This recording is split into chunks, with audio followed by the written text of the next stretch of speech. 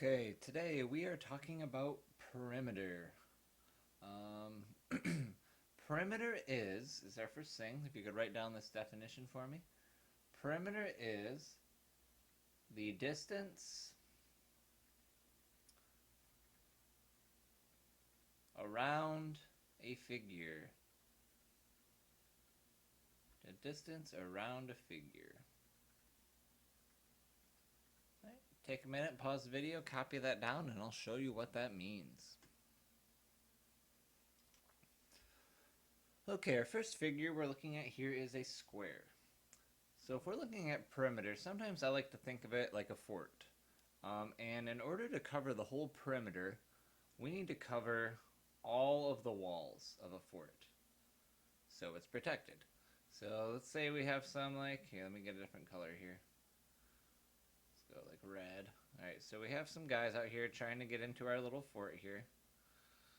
Okay, so in order to protect our perimeter, we need to protect every wall. So when we add perimeter, what we're doing is we're actually going to add every wall around the figure. So we'll take this wall, which is 4 inches. This wall, which is 4 inches. This wall, which is 4 inches. And this wall, which is 4 inches. And what we'll do to find the perimeter is we're going to add all 4 of those walls to cover the whole perimeter. So 4 plus 4 plus 4 plus 4, well 4 plus 4 is 8, 4 plus 4 is 8, and 8 plus 8 will give us 16 inches. So our perimeter of this square is 16 inches. And the reason I kind of think of a square again as a fort is because I had to add all 4 walls to get my whole perimeter. Pretend like I only would have added this wall, and this wall, and I didn't add this wall, I would not have covered my whole perimeter. I would have left a wall open that our little guys could have attacked here. I don't know why I've always thought of it that way, but I always kind of think of perimeters adding every wall so I don't leave any gaps. You have to add every wall. Let's put up a few other ones and have you give them a shot. Okay, so let's look at our triangle here. Again, so we're looking at the perimeter, so we have to look at all of our walls of our shape, or all of the sides of our shape. So if we're going to add all the walls of our triangle here, we have to take this side, or 3 centimeters. This side right here is 3 centimeters. And our bottom side here would be 4 centimeters.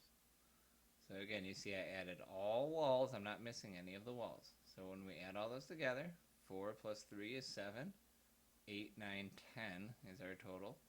So that would give us 10 centimeters total for that triangle. Let me put another shape up here and have you try. Okay, I've given you a rectangle here. Go ahead and pause the video and try to find the perimeter of this rectangle.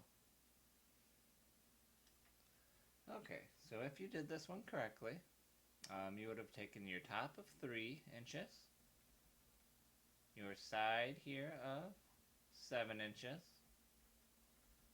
your bottom of 3 inches. You see I'm kind of just crossing them off so I make sure that I'm getting all sides, and the side of 7 inches. So I crossed off each one. I know I have all the sides. Let's add those together. 3 plus 7 is 10. 3 plus 7 is 10. And now 10 plus 10 give me 20 inches total for that rectangle.